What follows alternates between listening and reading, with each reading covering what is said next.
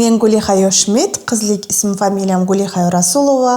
Men 31 yoshdaman va men otasiz o'sgan 3 ta qizning kattasiman.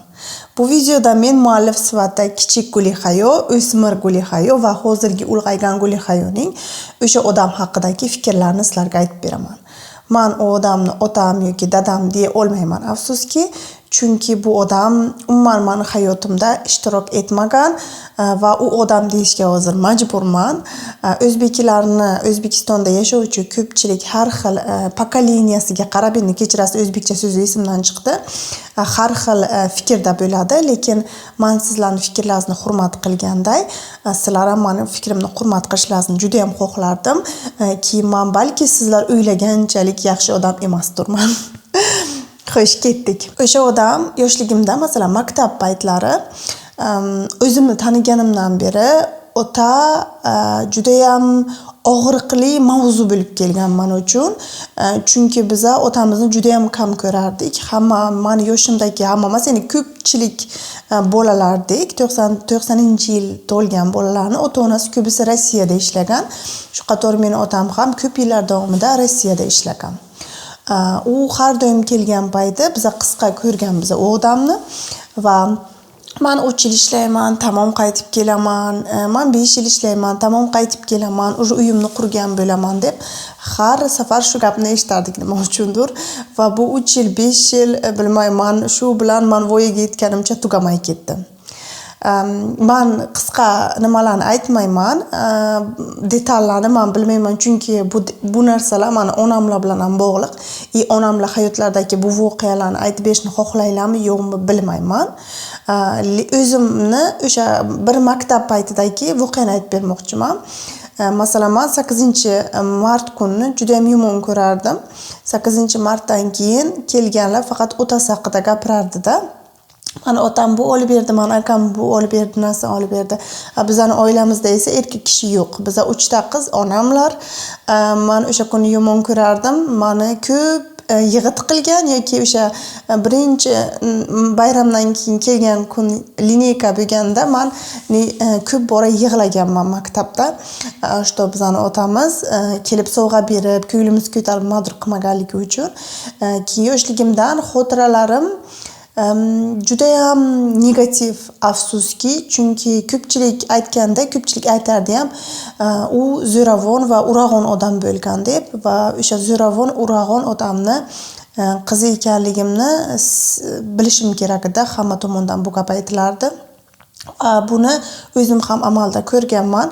Qaysidir bayramlarda yoki qanaqadir yaxshi kunlarimizda, tug'ilgan kunlarimizda kelib ko'p urush qo'zg'ab, idish tovoqlarni onaqa qilib sindirib yoki bo'lmasa juda ham ko'p alkogol ostida ichgan odamni tasavvurimda edim. Mening otam ichuvchi, zo'ravon odam deb doim bolaligimdan shu narsani ko'rganman. Keyin biz juda ham kambag'al yashaganmiz, lekin kambag'alligimiz bilmaganmiz. Qaysidir momentlarda bilganmiz. Masalan, onamlar qarz olgan paytlari ko'pincha qarz olardilar. Masalan, bizning oilamiz yoshligimizdan bilganlar ham qo'shnimiz bitta rus ayolgina bor edi, yoshi kattaroq, o'sha bizda qarz berib turardi. Babulia deb chaqirardik. Yoki boshqa atrofdagi tanishlarimizdan onamlar qarz so'rardilar faqat. Biz esa 1-2 marta dadam telefon qilgan payti juda ham kamdan kam holat bo'lardi, что bizani otamiz eslab telefon qilishi. Biz o'zimizni juda ham past ko'rganmiz shu uchun ham. Biz pul so'rardik, iltimos uzating, $100 bo'lsa ham uzating deb biz otamizdan pul so'raganmiz. Uyimizga hech narsa qolmagan payti yig'lab pul so'rardik, lekin bizlarga esi ham ketmagan odamni 3 ta qiz bo'lsak ham keyin biz o'zimizni shunday past ko'rardik, chunki biz ba'zi bir qarindoshlarimiz tomonidan ham buni qoni buzuq degan gapni otamiz tufayli bizning qonimiz buzuq degan gapni ham eshitganmiz. Endi bu o'sha paytlardagi meni his-tuyg'ularim. Hozir bu narsalar bilan hech nima buni esimdan chiqarib tashlaganman. Endi hozir aytib beraman uni ham, lekin bu yoshligimdagi eshitgan gaplarim va his-tuyg'ularim bo'lishyapman sizlarga. eslatib o'tay, shunaqa gaplarni eshitib bizani umuman o'zimizga ishonchimiz samootsenka deydi-ku tushib ketgan. Chunki men bitta armiyan dugonamni uchratganman Germaniyada. O'sha otasi bilan qanaqa erkalanib, otasi maqtab, shunaqa gapirganiga keyin men tushungandim, что men u bilan meni farqimni, chunki u juda ham shaddod, hamma narsaga kirishib ketadigan, o'zini yaxshi ko'rgan qiz edi. Men esa juda ham hayotda to'g'risi boshqacha odamman, lekin avval men juda ham tortinchoq deb o'zini uncha qadrlaydigan odam bo'lmaganman. Bizlar xuddi pastroq boshqa qarindoshlarimizdan, masalan, bolalardan biz pastroq bo'lganmiz deb o'ylardik. Keyin nima uchun ammamlar va boshqa ota tomon qarindoshlarim bilan aloqamiz yaxshi? Buni sababi chunki ota tomon qarindoshlarimizni ko'pisini taqdiri bolalarni biznikida edi. Chunki amakimni bolalari ham amakimni necha yillab ko'rmay qiynalib o'sgan va o'sha ota tomon bolalar nima uchundir o'sha nabiralar, biyim bobomni nabiralari biznikiga o'xshash taqdirga ega bo'lgan, ularni qisman otasi yoki onasi oldida bo'lmagan yoki hijrat olmagan. O'sha uchun biz qanaydir yaqin bo'lganmiz ota tomon bilan. Ona tomon bilan esa unchalik yaxshi o'zimizni his qilmasdik, chunki ona tomon qandaydir qarindoshlarim baxtliroq edi. Otasi ham, onasi ham to'liq oila edi. Ular to'liq oila edi. Ularni ko'rsak, bizani ko'nglimiz kam bo'lardi. Chunki ona tomonni qanaydir hamma oilani baxtli edi o'sha momentga. Bolalarni baxtli katta qiladi. Onasi ham, otasi ham Rossiyaga ketishi shart emas edi. Ular yaxshi yashardi, xohlagan narsasini kiyardi, xohlagan narsasini yeyardi. Biz keyin ko'pincha ulardan qolgan kichik bo'lgan kiyimlarni ham kiyardik. Machundir ularni to'liq oilasi bizani ko'nglimiz kam bo'lardi. Ular bilan yaxshi munosabatlarimiz uncha yoshligimizga qanaydir shu to'siq bo'lgan yo'q, chunki biz o'zimizni orqaga tortishimizga olib kelgan bu narsa. U ota tomon qarindoshlar ham bizning taqdirimizday uchun bolalar, ular bilan ko'p birlashtirgan bizani bu narsa. Shunday qilib, bolaligimda men juda ham alam bo'lgan otamga nisbatan, juda ham ko'p xunuk voqealar bo'lgan. Endi xunuklarni aytmayman sizga, baribir menimcha uyalganidan umuman ko'chada yura olmasa kerak ularni aytib bersam. O'sha uchun o'zim uchun unchalik ham yomon eshitilganga yomon bo'lmagan voqealarni aytyapman. Demak, o'smir Gulxayoga kelamiz. O'smir Gulxayo bu narsalarni to'g'rilashga harakat qilishni boshlagan. O'smir Gulxayo o'ylaganki, men otamga yo'qishim kerak deb o'ylagan. O'smir Gulxayo juda ham to'g'ri bo'lishga, o'qishga, ro'mol bog'lab, men 9-sinfda namoz o'qishni bibimlardan o'rgatishni iltimos qilib, bomdod namozini o'qishni boshlaganman. Ro'mol bog'lashga kirishganman. Dadamni ko'rishga borsak, Rossiyadan kelsa, uyga borsak dadamni uzun narsalar kiyib borasdik, menga yaxshi gapirsin deb. Hozir o'shani eslasam, shu ishni qilganimdan o'zim juda ham achchig'im chiqadi, chunki o'zimni yaxshi ko'rsatishga harakat qilganman. Balki mehri uyg'onib qolar, balki bizga boshqacha munosabatda bo'lar, bizani yaxshi ko'rib qolar ko'proq deb dadamga juda ham yo'qishga harakat qilganmiz. Lekin bu narsa ham hech nima ish bermagan, afsuski, chunki u baribir bizga e'tibori bo'lmagan, bizani yo'qtirmagan. Menga bo'lgan zarba, men nechinchi sinfim, 9-sinfni bitiradigan paytim 17 yoshimda, 16 yoshimda bu otamni uylangani va uni xotini mendan atigi 6 yosh katta edi va o'sha ayol meni 40 yoshlik otamga turmushga chiqqan. Bu narsa meni eng travma qilgan, o'smirlik paytimdagi travma bo'lgan bu. Chunki u ayol keyin tez bola ko'rgan, biz 3 ta qiz, u ayoldan keyin o'g'li bor edi. Keyin meni xayolimda endi men qiz bo'laman, o'g'il bolaga tengmasman deb yana alam ko'paygan. O'zi aytsam ko'zimga yosh keladi. Nima alam ko'payganu, что meni shuncha harakatim, yaxshi qiz bo'lganim, o'zimni yaxshi tutganim, hamma ishlarni qilishni o'rganishni boshlab, o'sha yili nima uchundir men o'zim uncha uy ishlariga yo'g'roq bo'lsam ham, shu qanaqadir kurslarga borishni boshlagandim. Hatto meni kuchli tomonim o'qish edi. Meni kuchli tomonim ovqat pishirish, biror narsa tikish, to'qish bo'lmasa ham men shularni qilishni boshlaganman. Balki meni shunday yoqtirib qolarlar, balki shunday bo'lsa yaxshi bo'lar deb harakat qilishni boshlaganman-da. Endi singillarim nomidan o'zim nomimdan gapiryapman o'sha paytda. His-tuyg'ularimni boshimdan va yuragimdan o'tgan narsalarni. Bu ham ish bermagan va meni otam uylangan ikkinchi bora, onamlar bilan esa 15 yoshimga ajrashgandilar-da. 16 yoshimda otam uylangan. Onamlar ham chidab 15 yil kutgan ekanlar deyman o'sha paytda. Men buncha chida olmasdim, to'g'risi onamlar juda ham uzoq chidaganlar bizani deb. Bilasizlar, bo'lam deb ayollar chidaydi ko'pincha. Keyin ana shu nima bo'lgan, o'smirlik paytim qanaydir meni shuncha qilgan harakatim, otamni mehrini qozonish amalga oshmadi harakatlaring deb, o'sha uylangan amalga oshmagani meni qaraysan, meni juda ham yomon vaziyatga tushganda o'zi даже gapirmayman, даже tutilib qolyapman. Keyin bu narsa menga yomon ta'sir qilgan. Chunki ana shu 17-18 yoshimga endi qanday desam, O'zbekistonda ota-onalar bolasini uylantirish uchun pul yig'ib, bolasi uchun nimadirlar qilishni boshlaydi. Chunki qizimni bu yetib kelyapti, o'g'lim bu yetib kelyapti deb shuna qiladi. Ammo otam o'sha paytda o'zi uylangan, yana yosh ayolga mendan uncha katta bo'lmagan. Bu narsa menga juda ham katta ta'sir qilgan. Biz keyinchalik ham borganmiz, tanishganmiz xotini bilan. O'sha paytda men dadamning xotiniga nisbatan 0 nafratim bo'lgan. Hozirgacha nafratim umuman yo'q. U ayolga nisbatan, lekin dadamga nisbatan nafrat ichimda paydo bo'lgan. O'sha paytda xafa bo'lganman-da, shunday alamzada bo'lganman. Keyin ko'rgim ham kelmaganda umuman shunaqa odamni. O'smirlik paytim shu shunday tugagan. Men Germaniyaga kelib, endi ulg'ayib, boshqa dunyoni ham ko'rib, bu yerdagi odamlarni ko'rib, hozir 31 yoshimdagi fikrlarim aytaman sizlarga, hozir xulosalarimni.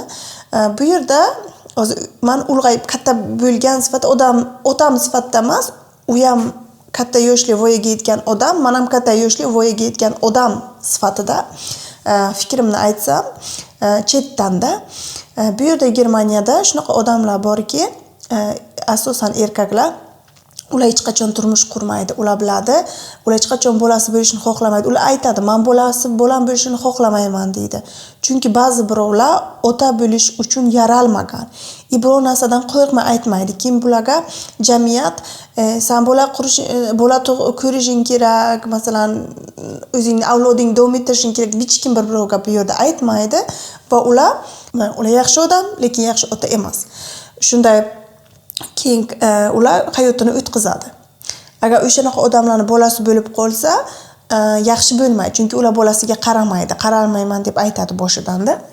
Menimcha, men o'ylaymanki, otam masalan o'zi gaplashsalaringiz, o'sha odam hayotida masalan yaxshi yo'l ko'rsata olmagan, o'sha Sovet davri tugagandan keyin yangi O'zbekistonda o'z yo'lini topa olmagan odam deb hisoblayman.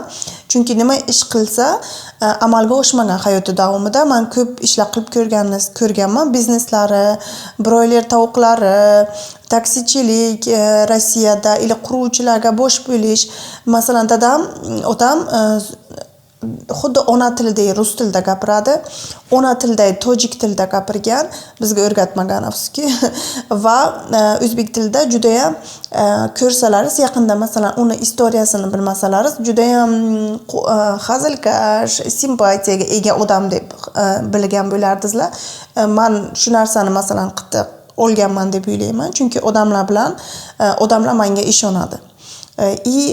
O'sha otam ham shunaqa odam, unga ishonishi mumkin. Endi bilmayman hozir, o'sha payti menimcha odam ishongan, chunki onam ishonganlar deb hisoblayman. Ishonib, o'zini simpatiya, sharmi bilan odamlarni o'ziga qaratib biladi. Shu o'zini yaxshi nimalarini, xususiyatlari hayotga yaxshi yo'naltirilmagan odam bo'lgan. Tayyor bo'lmagan paytda turmush qurgan, tayyor bo'lmagan paytda bola ko'rgan, ketma-ket 3 ta bola, yana ora yaxshi bo'lmasa ham atrofdagi do'stlari yaxshi ta'sir ko'rsatmagan odamga ota bo'lishniga umuman ota bo'lmaslik kerak edi. Ota bo'lmasa edi o'sha odam menimcha yaxshi maza qilib hayotini o'tkazgan bo'lardi. Chunki hozirgi tug'ilgan ikkita bolasiga ham endi eshitishim bo'yicha to'g'ri otalik qila olmayapti даже. Kichkina o'g'li mendan 25 yosh, aramiz 25 yosh. Kichik o'g'li mendan 25 yosh kichik. Men hayotda ko'rmaganman. Birinchi o'g'lini ko'rganman hayotda faqat. O'sha uchun ham nima aytaman, rosa hayotga juda ham qiynalgan odam u. O'z yo'lini topa olmagan, o'shandan badjahl bo'lgan, zo'ravonlik xarakteri bo'lgan, u to'g'ri odam kelib tushuntirib o'rgata olmagan, eshitmagan, boy vrachlarni o'g'li bo'lgan, doktorlar deb hurmat qilganlar oilamizni, doim ota tomon oilamiz vrachlar, o'qigan odamlar bo'lgan, onamlar ham o'qigan oilaga tushyapman deb turmushga chiqqanlar odamga. Lekin afsuski, nima uchundir, masalan, mana buvimlar ham juda ham katta nima qo'yganlarda, kutganlar otamdan, men bilaman, hayotimizni o'zgartiradi deb, lekin u buvimni hayotlarini o'zgartirish u yerda tursin, o'zini hayotini o'zgartira olmadi u odam. O'sha uchun meni ozgina rahmim keladi, to'g'risini aytsam. Menga o'sha kerak emas, esimdan chiqarganman, men kechirganman. Agar videom ko'rayotgan bo'lsa ham xafa bo'lmasin. Men juda ham kechirganman, esimdan chiqib ketgan. Chunki men qaraysam, yoshim hozir shu darajada kelgan, men shunchalik mustaqilmanki, men avvalgiday men o'sha otam uylangan paytda qanaqadir men taslim bo'lganman-da, ya'ni shuna otasiz bo'lishga, o'sha punkt, o'sha qism meni taslim qilgan. O'sha uchun men xafa emasman. Qanday bo'lsa taqdir shunday bo'ldi. Meni juda ham rahmim keladi odamga. Chunki menimcha hali ham adashib hayotda qiynalib yuribdi. Bizada esa hammasi yaxshi. Onamlardan hammasi yaxshi, singillarimdan hammasi yaxshi, mendan hammasi yaxshi. Men ishonamanki, men yaxshi turmush o'rtoq topganman.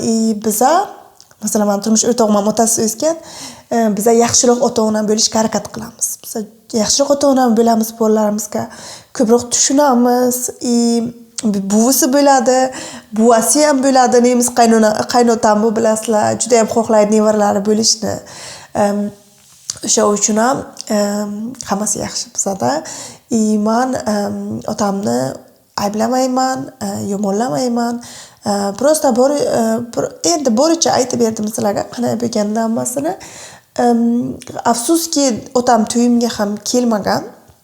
Afsuski to'yga kelmaganini sababi keyin sabab qilib ko'rsatilgan. Что men to'yga uni chaqirmaganman, lekin men o'ylaymanki, kichkina singlim to'yimdan keyin, o'tgan yil to'yim bo'lgandan keyin kichkina singlim Malohat otam bilan aloqasini uzgan, chunki u xohlagandi juda ham to'yimizga kelishini. Men esa neytral edim. Men nima xohlashini o'sha payti bilmasdim. Kayfiyatim yaxshi edi. Chaqir, kelsa mayli kelsin dedim. Malohat singlim chaqirgan, kutgan, otamiz keladi deb, lekin u odam kelmadi. Chunki men bilgandim kelmasligini, men unchalik ham xafa bo'lganim yo'q, lekin kichkina singlimga bu juda ham qattiq ta'sir qildi va oxirgi o'sha bolasi ham, qizi ham otam bilan aloqani uzdi. Shu sabab bo'lib, biz buni kechira olmadi. Kechir Malojon, sen nomingni aytib yo'rim o'zi. Qo'shilib ketyapti endi oilamiz haqida bo'lgani uchun ham. Men esa otamni aytgani, meni chaqirmaganim ekan. Men shaxsan o'zim chaqirishim kerak ekan. Endi tasavvur qilinglar, men umuman so'ramagan odamni men so'rashim kerak ekan. Nima uchundir, hozir ham shunday deb o'ylaydi. Men bolasi bo'lganim uchun men so'rab borishim kerak. U esa bizga hech nima majbur emas, hech nima mas'uliyati yo'q, faqat meni uni oldimda mas'uliyatim bor deb o'ylaydi va meni oldimda hech qanaqa mas'uliyati yo'q deb o'ylaydi. Prosta u meni otam bo'lgani uchun, tug'dirgani uchun. Lekin esingizdan chiqarmanglar, har kim ham, har bitta erkak ham bola qildirishni biladi. Lekin har kim ham ota bo'la olmaydi, haqiqiy dada ota bo'la olmaydi, afsuski. Va bu odam o'sha o'zini vazifasini hayotda bajara olmagan men uchun. Lekin buni o'zgartira olmaymiz. O'sha uchun mana shu sizlarga meni otam haqidagi hikoyam. menga qiziq fikrlaringiz, kim qanaqa fikr aytadi, lekin hurmat qilib yozishlarini, meni fikrimni hurmat qilib yozishlaringizni aytgan bo'lardim sizlarga va men sizlar aytganlaringiz uchun o'zimning fikrimni o'zgartira olmayman yoki men boshqacha o'ylab qo'ya olmayman, chunki men 31 yoshlik ayolman, o'zini pozitsiyasiga, o'zini fikriga, dunyoqarashiga ega bo'lgan va bu narsa o'zgarmaydi sizlar boshqacha o'ylaganliklaringiz uchun. Ana shunaqa gaplar sizlarga aytsam, keyingi videolarni pozitivroq qilishga harakat qilamiz, chunki ko'p negativ bo'lib ketdi menimcha. Ko'p qayg'uli bo'lmasin deyman-da. Ana shunaqa gaplar, kim meni videomni ko'rayotgan bo'lsa, balki qanaqadir o'ylovlarga tushib qolgandir, shu haqida menga ham yozsin, menga juda ham qiziq. Va keyingi videolarda ko'rishguncha xayr.